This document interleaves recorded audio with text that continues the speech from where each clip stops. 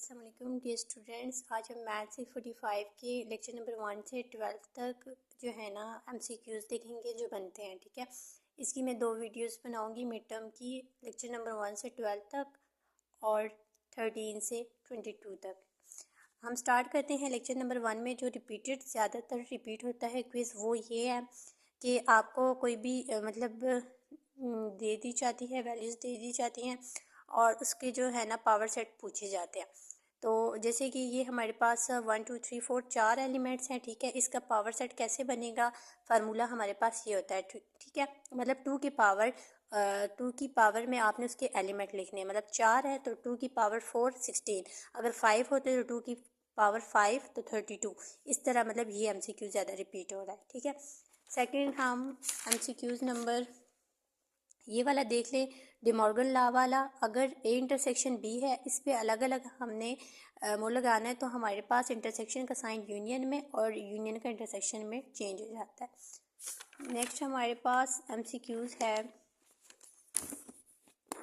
ये वाला most important MCQs जो रिपीट हो रहे हैं कि जो करेक्टरिस्टिक फंक्शन है, ठीक है, करेक्टरिस्टिक फंक्शन पे अगर एक्स का कोई वो वैल्यू ए की एलिमेंट हो, अगर उसका एलिमेंट हो देन 1 आएगा, अगर एलिमेंट ना हो तो 0 आएगा। फॉर एग्जांपल अगर देखें, अगर आपको एक ये वैल्यू दी जा देती है ना 1 2 3, ठीक है, अगर वो कहें कि 3 एलिमेंट है ए का, तो जी बिल्कुल ठीक बात है, उसका क्या आएगा, हमारे पास 1 आएगा। लेकिन अगर आपको देखें, अगर 4 दे दीजिए कि 4 एलिमेंट है ए का, तो इसमें तो 4 है ही नहीं, तो उसका आंसर क्या आता है, 0। तो 0 जो है वो एलिमेंट नहीं है ए का। ठीक है, जब आपके पास एलिमेंट होगा ए का, मतलब कोई भी आपको वैल्यू दे दी जाए, अगर उसमें वो बिलोंग करता है तब आंसर 1 है, लेकिन अगर बिलोंग नहीं करता तो 0 है। ठीक है, ये MCQs बहुत ज़्यादा आ रहा है। ठीक है, मेंबरशिप वैल्यू का, करेक्टरिस्टिक फंक्शन का, सॉरी। देन हमारे पास MCQs बनता है यूनियन इंटरसेक्शन वाला। यूनियन के लिए हम ये वाला सैम्बल यूज़ करते हैं, मतलब मैक्सिमम ऑपरेटर लेते हैं हमें, और इंटरसेक्शन में हम मिनिमम ऑपरेटर लेते हैं। यूनियन के लिए आपने ये याद रखना है। और यूनियन निकालना कैसे है, देखिए पहले तो सिंपल, अगर आपको एग्जांपल दी जाए, ए और बी की वैल्यू दी जाए, तो आपने सिंपल ए यूनियन बी निकाल लेना है। ठीक है, और उसके बाद आपने उनके एलिमेंट्स को चेक करना है। एलिमेंट्स को कैसे चेक करना है, जैसे अब इधर मैंने आपको वो बात बताई है कि देखिए पहले 1 के लिए चेक करें, 1 maximum X A 1 membership value of 1, membership value of B के लिए 1। ठीक है, अच्छा 1 जो है वो ए में है, जी है, तो उसका क्या आएगा 1। ठीक है, आगे 1 बी में है, नहीं बी में तो बी के एलिमेंट में तो 1 नहीं है, तो उसका 0 आ जाएगा। देन ये आंसर आने के बाद आपने चेक करना है कि इसमें मैक्सिमम वैल्यू क्या है, 1 है। सेम टू सेम पहले अगर इंटरसेक्शन के लिए हो तो आपने ए इंटरसेक्शन बी ले लेना है, देन आपने उसका इंटरसेक्शन लेके चेक करना है। तो इंटरसेक्शन में आपने क्या करना है कि 1 और 0 में से जो छोटी वैल्यू वो लेनी है और यूनियन में बड़ी वैल्यू लेनी है। आपने 1 के लिए चेक कर लिया, फिर आपने 2 के लिए भी इस तरह करना है, फिर 3 के लिए भी चेक करना है। सेम ये मैंने आपको बता दिया है, इंटरसेक्शन का ये सैम्पल यूज़ होता है, बाकी सारा मेथड सेम उसी तरह है, लेकिन इधर आपने स्मॉल वैल्यू लेनी है। ओके, देन हमारे पास कंप्लीमेंट में क्या होता है कि 1 माइनस मेंबरशिप वैल्यू। ठीक है, इसका भी क्वेश्चन बता देती हूँ कि जैसे कि हमारे पास एक्स की वैल्यू ABCD दी हुई है, ठीक है, और ए की वैल्यू भी दी हुई है, और हमारे पास हमने क्या करना है पहले कि ए का कंप्लीमेंट निकालना है, मतलब 1 माइनस ए। ठीक है, तो हमारे पास जैसे ये है ना कि एक्स एलिमेंट है, पहले आप तो मेंबरशिप देख लेना कि मेंबरशिप बनती है कि नहीं बनती।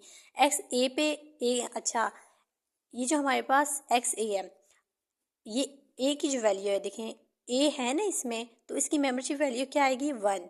बी भी है, इसकी क्या आएगी 1। सी भी है, इसकी क्या आएगी 1। लेकिन डी की क्या आएगी 0। मेंबरशिप करेक्टरिस्टिक फंक्शन ऑफ ए का 1, करेक्टरिस्टिक फंक्शन बी का भी 1, सी का भी 1, लेकिन डी तो है ही नहीं बी में, ए में है ही नहीं, तो इसका क्या आ जाएगा 0 आ जाएगा। फिर ये जो आंसर आए इसमें से आपने 1 माइनस जो आंसर आया, मतलब 1 आया ना, 1 माइनस 1 1 माइनस 1, इसको आपने माइनस कर देना है। तो कोई भी एग्जांपल आज इसको सिंपल आप लोगों ने सॉल्व कर देना है। ठीक है, बाकी सारा वो यूनियन और इंटरसेक्शन वाला काम करना है, लेकिन इधर सिर्फ माइनस कर देने कंप्लीमेंट में। सेकंड हमारे पास जो एमसीक्यूज यहाँ से बनता है कि फजिक लॉजिक में जो हमारे पास आंसर होता है वो ट्रुथ में आता है, और बूलियन लॉजिक में हमारे पास ट्रुथ और फॉल्स दो में देता है, 0 और 1। ठीक है, ये दो एमसीक्यूज यहाँ से बन सकते हैं।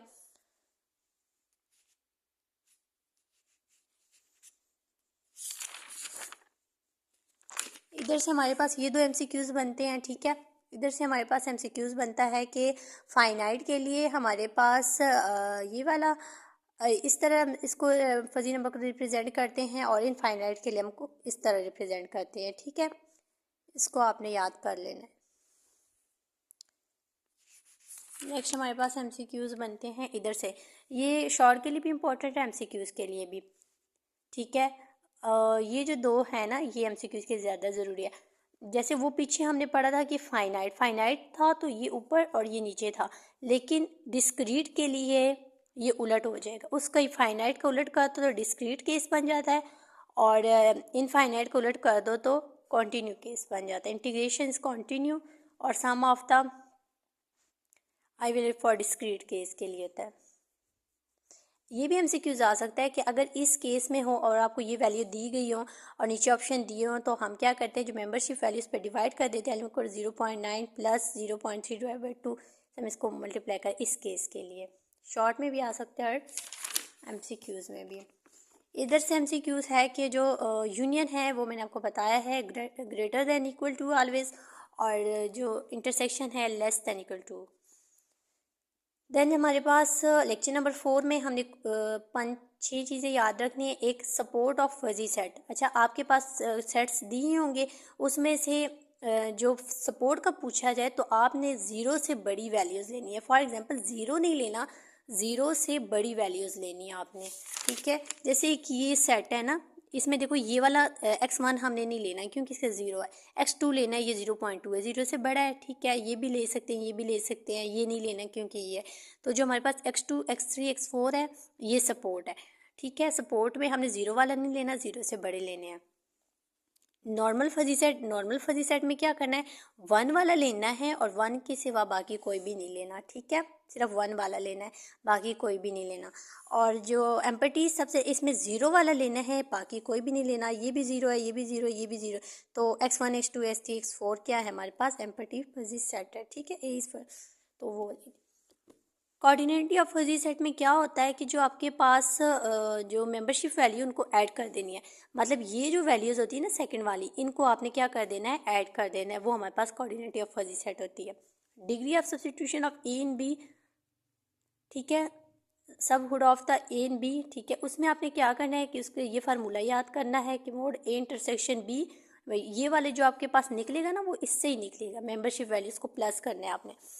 और अगर बी इन ए बोले ना, तो फिर आपने बी को इधर, ए को इधर, नीचे बी आ जाएगा। ठीक है, अगर बी में बोले, ये ए इन बी है ना, अगर बी इन ए होगा तो इसको चेंज कर देना है आप। और इसकी जो वैल्यूज़ जो भी आंसर आता है ना, वो 0-1 के दरमियान होता है। ये भी याद रखना है आपने। ठीक है, बाकी आपके पास एमसीक्यूज बनते हैं।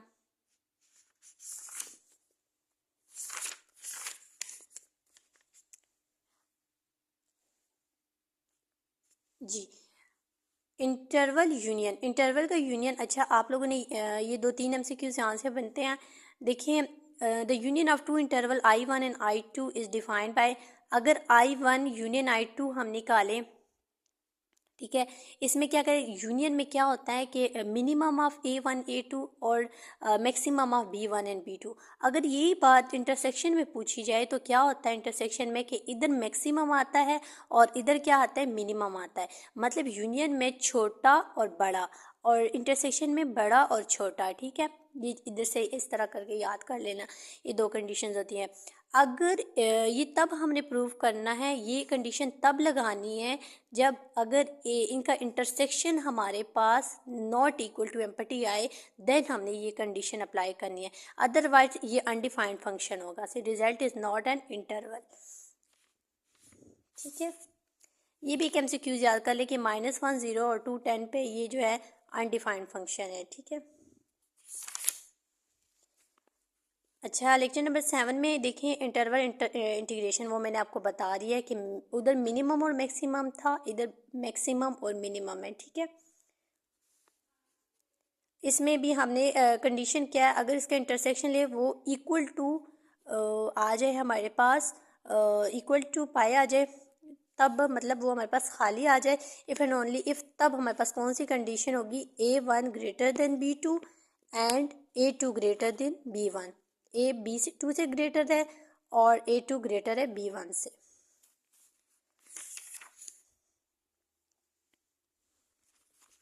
इसमें भी यहाँ से MCQs बनते हैं आपके पास, अगर I1 इक्वल है I2 के, ठीक है, तो तब हमारे पास कौन सी कंडीशन होती है, A1 A2 की इक्वल होती है, B1 B2 की इक्वल होती है। अगर I1 I2 की इक्वल है देन ये वाली condition A1 equal to A2, B1 equal to B2।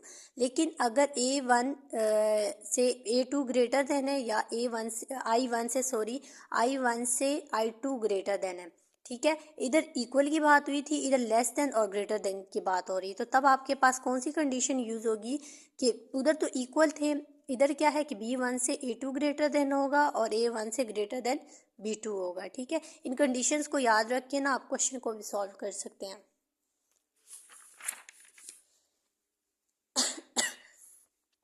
Interval inclusion में आपने क्या करना है, इसमें भी अब ये है कि I1 is the subset of I2 है, तो जो इसमें ये कंडीशन यूज़ होती है कि A2 ग्रेटर देन है A1 से और B1 greater than equal to B2 से। इसमें मतलब वो तीन बताएं, तीनों की कंडीशन याद करें, ये MCQ ज़्यादा रिपीट होता है, ठीक है। और इंटरवल का थ्योरम ये लॉन्ग के लिए ज़रूरी है, ठीक है। एडिशन और मल्टीप्लिकेशन जो कम्यूटेटर एसोसिएटिव लॉ को होल्ड करते हैं बट डिस्ट्रीब्यूटिव लॉ को होल्ड नहीं करते। कन्वेक्स सेट में जो हमारे पास MCQs रिपीट हो रहा है लेक्चर नंबर 8 में, वो RN है, वो क्या, non dimension Euclidean vector space, ये चीज़ जो है ना ये MCQs में आ रही है।